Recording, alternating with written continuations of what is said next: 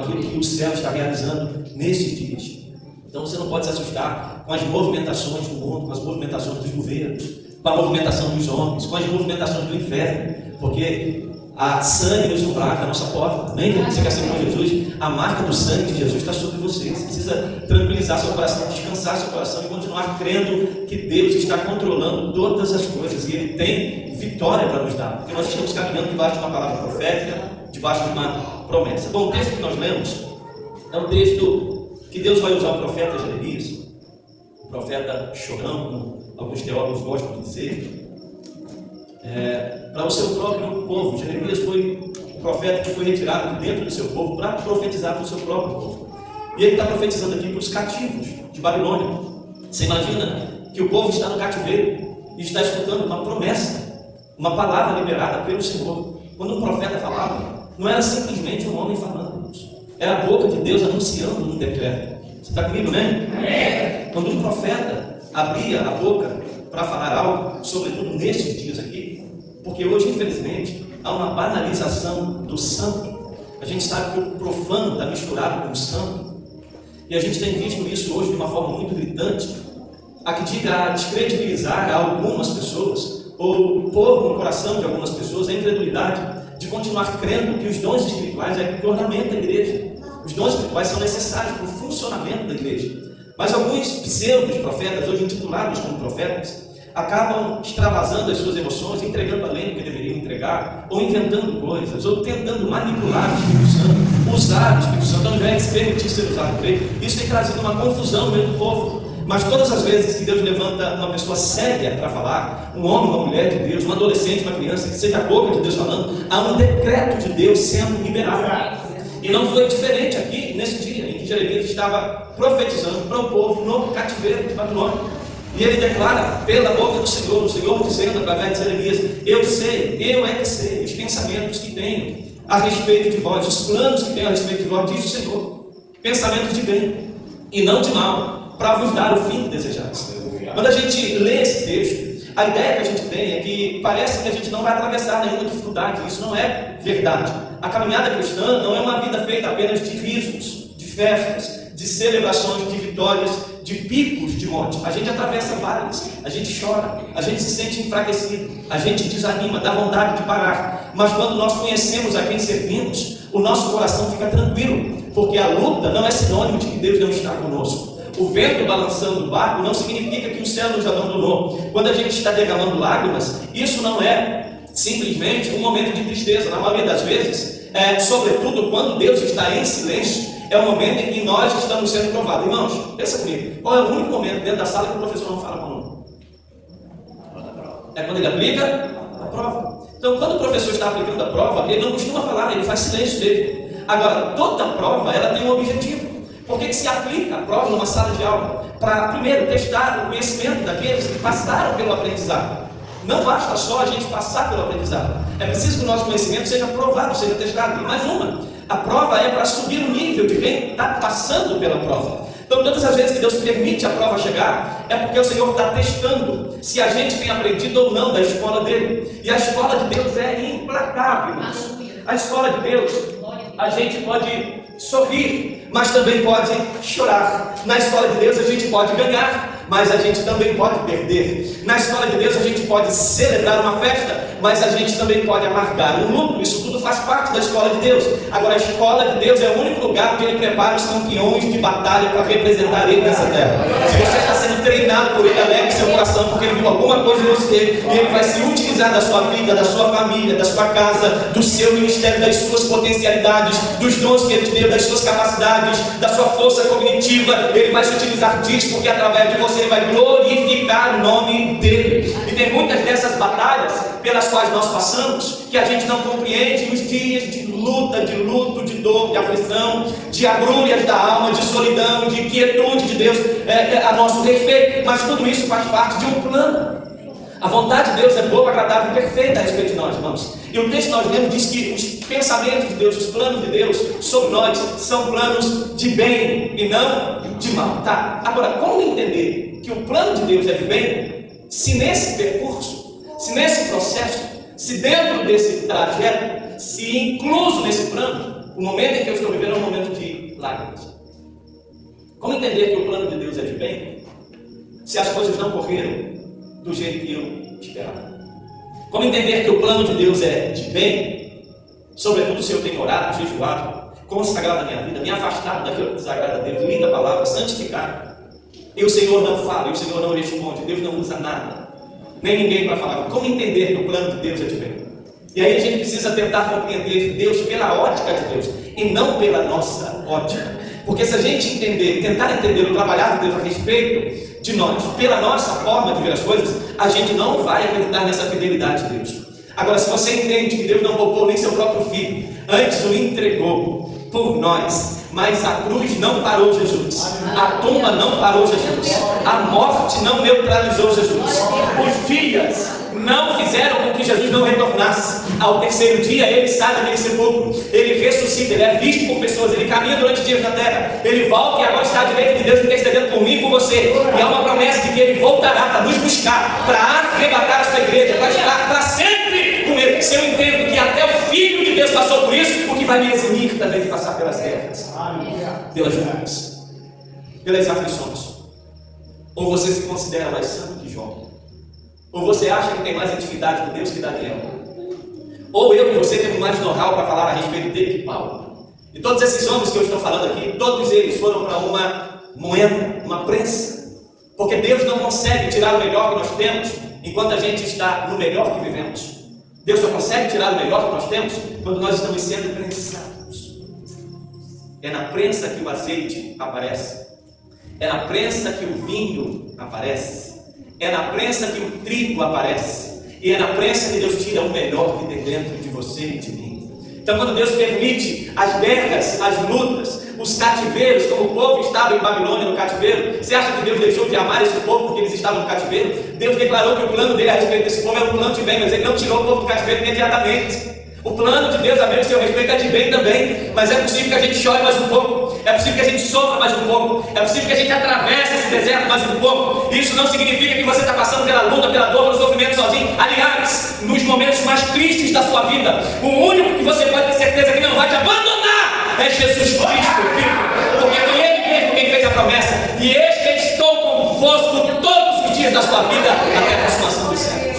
Agora, irmãos, eu preciso acreditar que o momento em que eu estou vivendo não define todo o plano que Deus tem a meu respeito.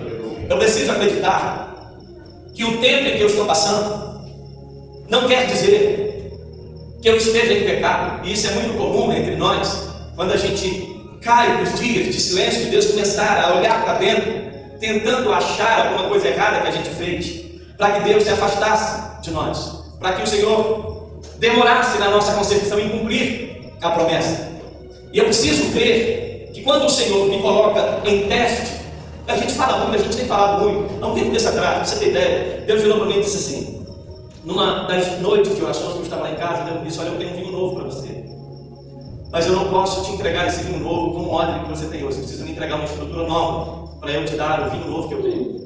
E aí, quando o tempo vai passando, e Deus vai permitindo a luta, a dor, as aflições, a escassez, Deus vai permitindo portas fechadas, o silêncio, o abandono de algumas pessoas. Isso é proposital, não é porque a pessoa é ruim, não. É porque Deus quer que você tenha experiência com Ele. Tem hora que Deus não quer que ninguém te socorra. Deus quer que você entenda que Ele é seu refúgio e fortaleza, socorro bem presente. Ainda que Deus vai usar alguém, mas a gente é muito acostumada, quando a coisa aperta, a recorrer logo a alguém, a um amigo, a alguém íntimo. E às vezes Deus não quer que a gente faça isso com homens, Deus quer que a gente faça isso com o céu, que a gente recorra ao céu, que a gente bata na porta do céu, que a gente entre no nosso lugar secreto, a gente só sai dali quando a resposta de Deus chegar. Entenda isso. E eu entendi, irmãos, que quando o vinho novo vem, ele causa duas coisas na gente. Duas coisas vão acontecer. Se você receber o vinho novo, ou você vai expandir, ou você vai explodir. Se Deus enviar um vinho novo sobre você, ou você vai expandir, ou você vai explodir. Se você entregar uma estrutura nova, esse vinho novo vai expandir você. Amém? Estou falando de expansão. A sua mentalidade a respeito dele vai crescer. A sua intimidade com ele vai crescer. A sua percepção para ouvir o Espírito Santo sussurrar vai crescer. Porque Deus não quer gritar, Ele quer falar com você. Mas a gente precisa ter ouvidos treinados para escutar Deus falar, entender o caminhar de Deus, as estações, os tempos de Deus. Então, quando o vinho não vier, se você entregar para Ele uma estrutura nova, você vai expandir. Você vai ver anjos, você vai ver Deus, você vai ver Deus na vida do seu irmão. Quando você olhar para o seu irmão, você não vai ver crítica, você não vai ver defeito, você vai enxergar Deus nele, você vai expandir. Porque às vezes não tem a ver com o que o outro é, tem a ver com aquilo que eu ainda não sou. E é por isso que Deus me coloca dentro de um lugar secreto, porque Ele não quer transformar o outro em relação a mim, Ele quer transformar a mim em relação ao outro. Aleluia. Amém, queridos? Agora, se você entregar para Ele a mesma estrutura que você tem hoje, você vai explodir. E se Deus for perceber que você não vai expandir, você vai explodir, Ele não vai desperdiçar o vinho novo que Ele tem para te dar. Então tem momentos na nossa vida, irmãos, que a gente vai passar por situações, e a gente vai ter que aprender a passar por essas situações sozinhos.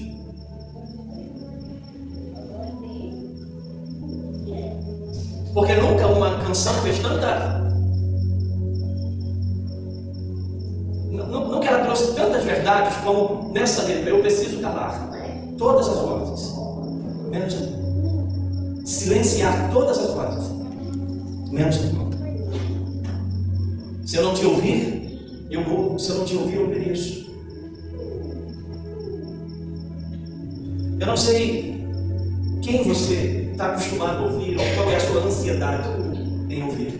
Mas deixa eu te falar uma verdade. Nesses dias, anota isso, irmão. Nesses dias, Deus não está desejoso de usar profeta para vocês.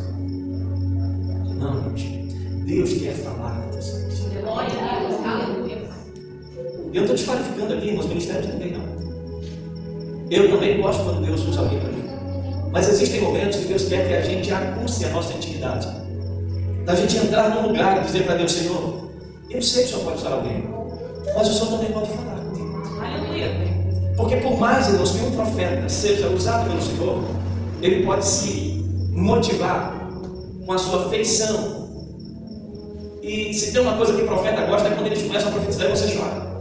O profeta adora quando o povo chora. Que a ideia dele é que ele acertou na veia, aí ele vai naquela veia, ele começa ali. E às vezes nessa empolgação de entregar, acaba ultrapassando o que Deus queria falar. Ele entrega alguma coisa de Deus, mas acaba entregando coisas dele. E você crendo que foi só Deus que falou, você entra pelo caminho e começa a praticar aquilo que Deus não queria que você praticasse.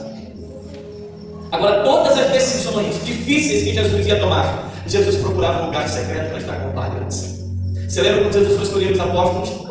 Aqueles que dariam prosseguimento ao ministério dele. Jesus se ausenta.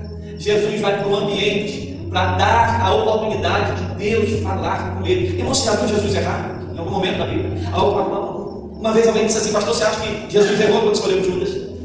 Você consegue que Jesus tenha errado em algum momento no ministério dele? Mesmo imaginando como um homem cheio do Espírito Santo, que Jesus não agiu em momento nenhum na sua deidade, nas suas qualificações como Deus. É por isso que a Bíblia diz que ele se esvaziou. Quando ele se esvazia, ele está pegando tudo que era deidade dele, deixa de lado. Ele vai ser cheio do Espírito Santo. Ele vai até João Batista ser batizado pelo seu primo. Ele cumpre leis, mandamentos, preceitos. Ele fica esperando o tempo da sua vida adulta para exercer o ministério. Ele não queima fase, ele não ultrapassa limite nenhum. Ele faz tudo como homem. Mesmo fazendo tudo como homem, cheio do Espírito Santo, é claro, ele não tinha pecado, mas ele tinha a possibilidade de pecar, ele não pecou porque ele não quis. Não foi porque ele não teve a oportunidade, não, porque ele decidiu não pecar, permanecer puro. E aí, Jesus, mesmo sendo filho de Deus, ele vai jejuar. Mesmo sendo filho de Deus, ele vai depender exclusivamente de ser dirigido pelo Espírito Santo, de ouvir a voz de Deus para tomar decisões. E não tem nada mais assertivo do que quando você entra num ambiente e diz: Senhor, eu sei que seus planos a meu respeito são de bem, eu sei que não são de mal, eu sei que o Senhor tem para mim é o melhor que o céu já preparou para alguém. Agora, qual é o próximo passo?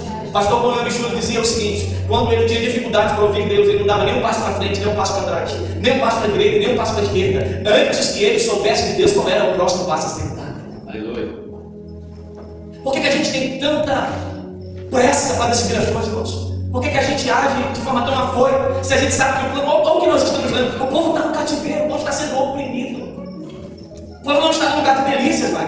O povo está no lugar que eles estão amargando a opressão do adversário. Aí Deus levanta um profeta no meio disso tudo e declara: o plano que eu tenho com vocês é um plano bom. Os pensamentos que eu tenho a respeito de vocês são pensamentos de bem, não são pensamentos de mal. Agora, o fim aqui fecha para dar a vocês o fim que desejais. Ele não diz para dar a vocês o fim que eu desejo, para dar a vocês o fim que vocês desejam. Agora, o perigo é quando a gente deseja distante do secreto com o Senhor. Porque quando você deseja tendo Deus como sua plataforma para caminhar, quando você deseja tendo Deus como seu teto, como a rocha onde você firma os pés, quando você deseja tendo os ouvidos aguçados para ouvir o que Deus quer sobre mim e sobre você, dificilmente você vai tomar uma decisão errada. E aqui está o segredo, irmãos, de uma vida bem sucedida em Cristo no Senhor. A gente precisa decidir estar alinhado com o céu. Alinhado com o céu Nesses dias, Deus quer alinhar a sua igreja. Você sabe o que é alinhar? Você já viu quando alguém vai construir um prédio como esse? A pessoa, ela chega num terreno vazio e ela vai esquadrejar o terreno. É isso mesmo, Tiago? Esquadrejar o terreno. Ela vai pôr as medições do terreno. Dentro do projeto, do plano que o arquiteto entregou ao construtor, ele precisa primeiro lançar os fundamentos. Porque não tem como construir de cima para baixo. A gente constrói de baixo para cima. Amém? E nesses dias, quando eu falo que Deus quer alinhar a igreja, é que Deus quer fazer a igreja voltar aos fundamentos. Aos fundamentos. Porque não há nenhum problema da igreja viver um movimento se ela tem fundamento. Irmãos, tem coisa mais gostosa do que você estar num culto cheio de Espírito Santo? Seja sincero. Não tem, irmãos. Você pode comer picanha, contra filé grilo, você pode ir lá no seu sushi, pro oásis, mas de todas as delícias que eu já provei, nada supera a presença do Espírito Santo. Nada. Não tem nada melhor do que você ver o Espírito Santo conduzir um culto. Não tem nada melhor do que você ver alguém cheio do Espírito Santo transbordar na vida dos seus irmãos. Quem está comigo, diga amém. Não tem nada melhor do que você ver o Espírito Santo tomar o ambiente e fazer do jeito que ele quer. Não do jeito que o pastor quer, não do jeito da liturgia do culto, mas do jeito dele. Às vezes ele chega e muda tudo. Então o Senhor quer que a gente volte aos fundamentos. E o principal fundamento da igreja nunca foi a liturgia criada por homem. O principal fundamento da igreja nunca foi um prédio construído pelos homens. O principal fundamento da igreja sempre foi a vontade inaudita do Espírito Santo. Sempre foi. Sempre foi. É o Espírito Santo que movia o coração do povo para escolher os que seriam ungidos. É o Espírito Santo que impediu o homem de ir para alguns lugares. É o Espírito Santo que ordenou Filipe atravessar um longo caminho só para falar com o eunuco que estava tentando entender a sua palavra. Quando o Espírito Santo tem a preeminência, a igreja caminha no poder dele e não na autoridade do homem, irmãos.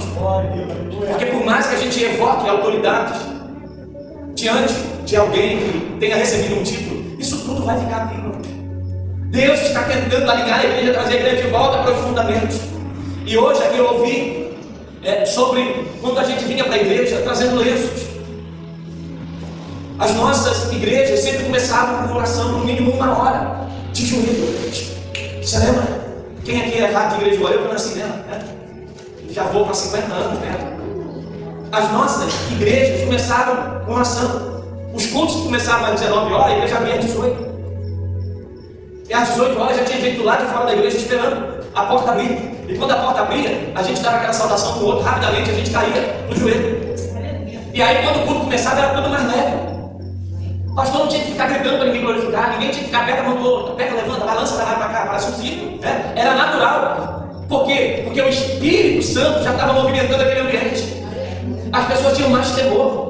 Não tinha tantos sites como hoje, né? Fuxico gospel, crente aranha. Meu Deus do céu, quem entra no Fuxico gospel? Quem assiste um crente aranha? Só se tu for um crente aranha mesmo, porque um crente sério nem lê essa baboseira, irmão. O que tem que prestar num lugar desse? Você vai ver sobre o pastor que caiu, e aí o que a gente faz? Pega a notícia do pastor que caiu e a gente replica isso para mais 10 pessoas. Agora quer ver uma coisa? Eu sou bíblia. Deixa eu pegar um pouquinho, não fique bravo comigo, não. Deixa eu pegar um pouquinho, deixa eu falar um pouquinho de Jesus nesse lugar. Gálatas, capítulo 6. Abre aí. Gálatas, capítulo 6. Olha o que está escrito no verso 1. Irmão, se alguém for surpreendido em alguma falta ou em alguma ofensa, foge de seus espirituais, corrigi-o com espírito de brandura. Em outras traduções está assim, encaminhar em tal, com espírito de mansidão. E guarda-te, para que não sejas também tentado. Esse verbo encaminhar aqui é catartismo no original grego. Catartizar significa costurar, remendar tudo. Sabe o que Paulo está dizendo para essa igreja? Se você surpreender algum irmão em algum pecado, se você souber que algum irmão que pecou, vós que sois espirituais. Primeiro que o Papa aqui não é para qualquer um. Paulo está falando para quem é espiritual. O crente espiritual, não, ele não está no crente aranha. O crente espiritual ele não está no fuxico gospel. O crente espiritual ele não tem o prazer de divulgar o erro de um outro irmão. E hoje a gente está caminhando santo e profano no mesmo nível. E parece que isso é muito natural. E a igreja está entrando por um caminho, se a gente não se cuidar, não haverá tempo para a gente voltar. Escuta esse irmãos. Se a igreja não abrir os olhos para o ensinar que o Senhor está dando para alertar a sua noiva, não haverá tempo para a gente voltar. E aí, pode ser que quando você voltar, que quando você desesperadamente for buscar azeite, porque o seu acabou, Porque o tempo que eu fico assistindo um fuxico gospel, 10, 15 minutos, 20 minutos que seja, 1 minuto que seja, esse mesmo tempo eu poderia estar me enchendo da palavra viva, da palavra de vida, da palavra que restaura, que renova, da palavra que conforta, que consola, da palavra que ela é mais afiada que espada de 2 gumes, para responder à altura da fé daquilo que eu acredito, para quem necessita dessa resposta. Se eu tenho a habilidade para pegar o aviãozinho do Instagram e divulgar um pecado de alguém para 5, 10, 15 pessoas, é a mesma habilidade que eu tenho para pegar uma palavra de vida e enviar para quem precisa, mas raramente nós fazemos isso. O Senhor está querendo fazer a igreja voltar aos fundamentos de contrição, de confissão, de arrependimento, de jejum, de choro, de secreto, porque o plano que Ele tem a nosso respeito é plano de bem e não de mal.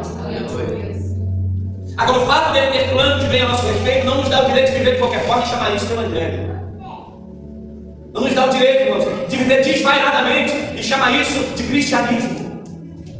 Está na hora da igreja acordar, irmãos. Está na hora da igreja brasileira acordar.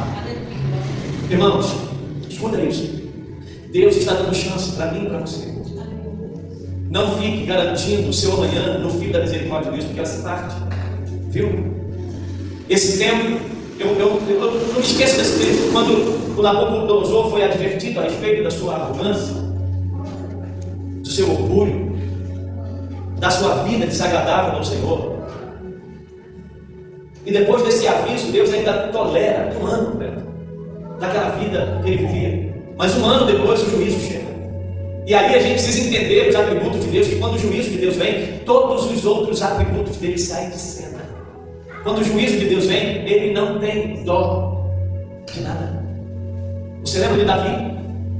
Quando a criança nasce, e aquela criança agora é ferida, e Davi rasga suas vestes, vai para a cinza, põe pano de saco, e passa uma semana jejuando, clamando, inquirindo, e Deus decide não atender. Porque tinha chegado o momento de Deus ensinar lições para Davi.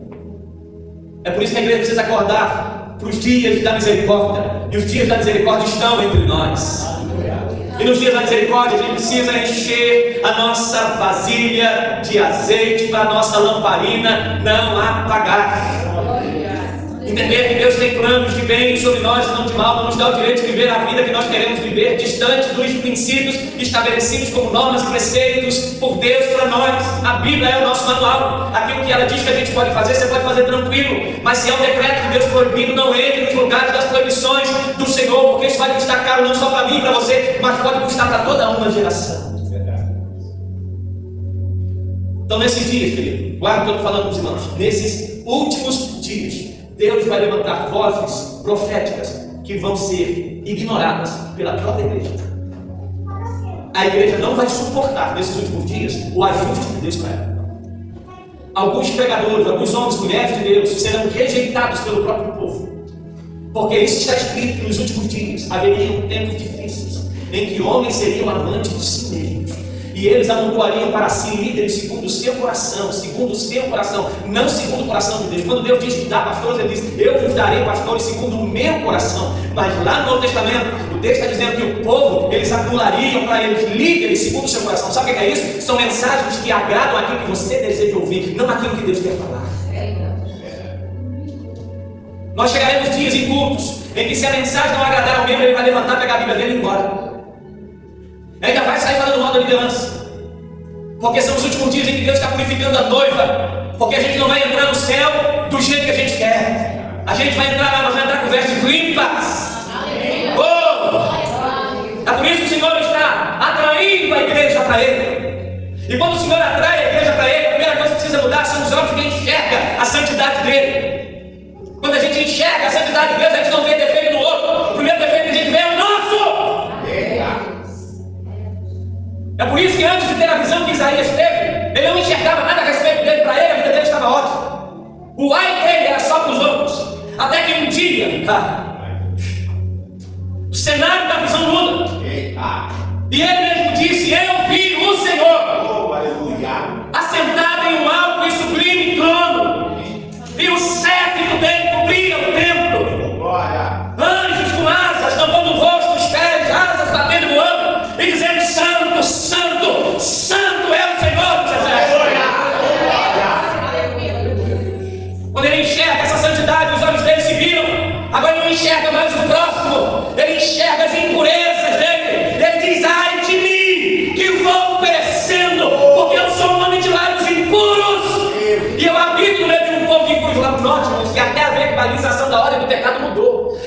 disse: eu sou um homem que habito no meio de um povo de impuros lábios e tenho lábios impuros. Não, ele disse: eu sou um homem de lábios impuros e habito no meio de um povo de impuros lábios. Isso sintetiza que quando você enxerga a santidade, a nojeira, a impureza, o pecado que vai aparecer, não é do irmão que está sentado do seu lado, não, é o meu e o seu. E se eu tenho olhos para você, é porque eu não estou enxergando a santidade.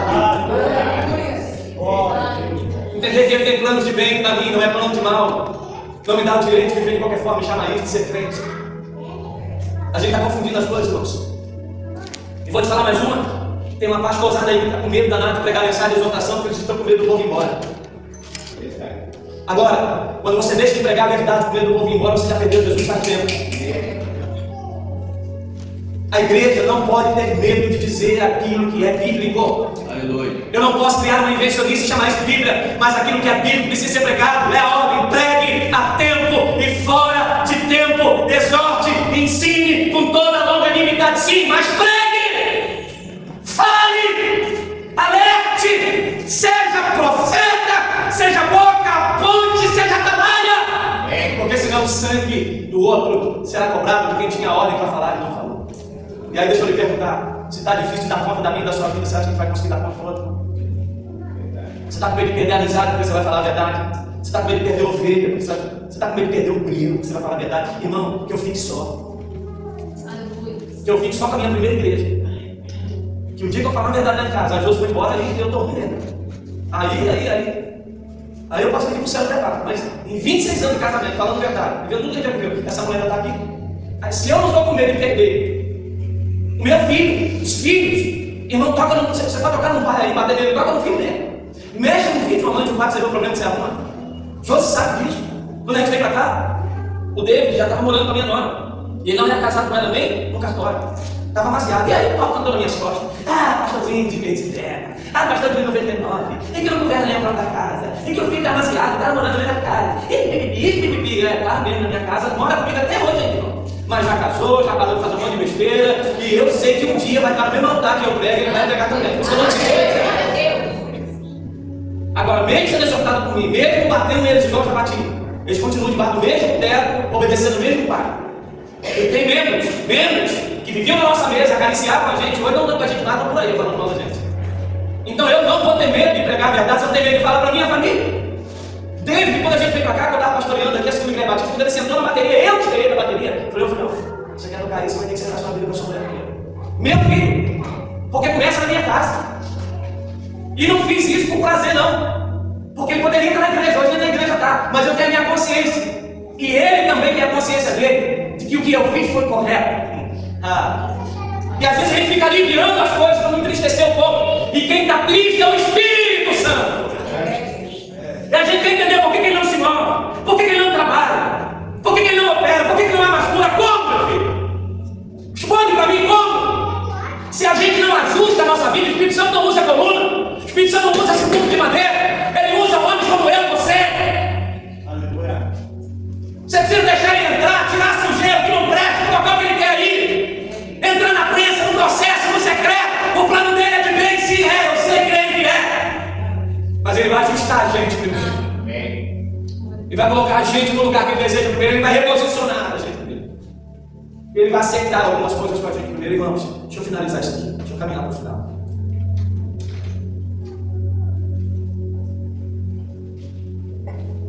Há um tempo que atrás eu estava ajudando uma igreja. Em um determinado período, o pastor dessa igreja chegou para mim e disse assim: pastor, o senhor acha que o senhor precisa ter mais amor? Eu disse: não, não acho que eu preciso. Preciso buscar amar mais. Tem uma coisa difícil da gente viver e fazer e amar. Mas por que você está falando isso? Por causa da forma que eu acho na igreja? Ele é. Eu disse assim: pastor, há uma grande diferença entre a gente amar e a gente ser dependente. Deixa eu te explicar isso aqui para vocês, irmãos. Se eu for dependente de vocês, eu nunca vou conseguir liderar vocês. Porque se eu tiver que exortar alguém, eu não vou fazer isso com medo de não ser amado mais por vocês. E quem caminha comigo sabe que eu não fico exortando todo mundo toda hora, eu não fico mandando mensagem toda hora, falando um monte de coisa toda hora. A gente tolera muita coisa, a gente ora antes de sentar. E aqui eu não estou falando para uma pessoa individualmente, não é para a igreja. A igreja vai te escolher, a igreja brasileira. A igreja precisa voltar aos fundamentos. Por exemplo, amanhã tem oração aqui. Sabe quantas pessoas estão vindo na oração? 2, 3, 4 pessoas. Numa segunda de janeiro, na maioria das vezes não tem nada para ninguém fazer. A oração é à noite, depois do seu horário de serviço. Eu estou mais uma vez numa outra campanha em Macaé toda quinta-feira, orando. Eu não vou orar pela tua vitória financeira, não. Eu estou lá orando pela sua casa. Eu não sei nem o que você está fazendo, mas eu estou de lá cobrindo a sua família em oração. E eu precisava estar lá? Não, mas eu entendo para o meu encargo. O que te impede de estar aqui amanhã orando? Gente, 30 minutos, é 7 horas, 19 horas começa a oração, 19h30 acaba. Porque 19h30 em diante é o curso de discipulado. E muita gente nesse período de oração está em casa fazendo o quê? Pulando a amarelinha. Bonito de testa, maneiro bem. Que podia estar aqui. 30 minutos, não tem 30 minutos, 24 horas para dedicar para o Senhor, meu Deus. Quem não tem tempo para Deus, perde tempo na vida. E aí a gente quer que o Senhor opere, irmãos, os homens aos quais Deus usava antigamente, operosamente, tinham vida de oração, vida de comunhão, vida de Bíblia, vida de exercício. Eu não estou falando de exercício físico, não. Estou falando de exercício na presença do Senhor. Você levantava, irmãos, os joelhinhos das irmãzinhas antigamente era tudo com uma rodela preta aqui. Os joelhos hoje são tudo lisinhos. Parece bundinha de neném. Eu não estou falando que tem que ter marca no joelho para Deus ouvir, não, porque antigamente era besta, tinha marca na testa. A Josa lembra ali na Apocalipse que o crente tem que ter uma marca na testa e eu orava 2 horas, se chama fera, assim mesmo, tá? 2 horas. Eu botava minha cara aqui, eu só saía daqui 2 horas depois. E eu orei tanto no concreto assim que eu fiquei com uma rodela preta que eu parecia ter um unicórnio. Foi errado o que eu fiz, cara. Foi a interpretação errada da Bíblia, mas foi um dos momentos que deu mais valor comigo, sabe por quê? Porque ele viu por esse meu coração em querer enxergar. Foi a primeira vez que eu ouvi a voz de Deus audivelmente como você está ouvindo a minha. Não foi na mente, não foi no espírito, não. Eu ouvi a voz falar comigo. E o Senhor mandou eu fazer algo, eu fui fazer, eu cheguei lá, estava exatamente do jeito que Deus mandou fazer. Então a igreja precisa voltar aos fundamentos. Aos fundamentos, fundamentos, diga fundamentos. Fundamentos. As bênçãos são sucessórias aos fundamentos. Não tem bênção sem fundamento. Bênção sem fundamento deixa você besta. Faz você achar que é melhor que o outro. Aí você vai andar no seu carrão com o braço pro lado de fora e estourando quem não tem carro. Quando você está com a conta cheia de dinheiro, você vai achar que você tem mais possibilidade. Quem está duro, não tem nada na conta. Então, bênção com fundamento. Quando a bênção chega, a primeira coisa que você faz não é querer esnobar, é caçar alguém que precisa, que está perto de você, necessitando daquilo que Deus te deu. Porque o que Deus dá para mim não tem a ver comigo, tem a ver com quem está perto de mim, precisando. O que Deus deu para mim, a pessoa não tem. Amém, igreja? Fundamentos. Fundamentos. A igreja precisa voltar aos fundamentos. Porque quando nós voltarmos aos fundamentos, Jeremias 29:11 a nossa vida vai cumprir. Porque eu sei os planos que tem a respeito de vós, diz o Senhor, planos de bem e não de mal, para dar a vocês o fim que desejais. Aleluia. Amém, queridos? E vou te falar mais um aqui, para você ir para casa dormir com isso. Ore e agradeça ao Senhor, porque ainda tem homens sérios no mundo. Viu? Porque vai chegar um dia que esses homens sérios não estarão mais aqui.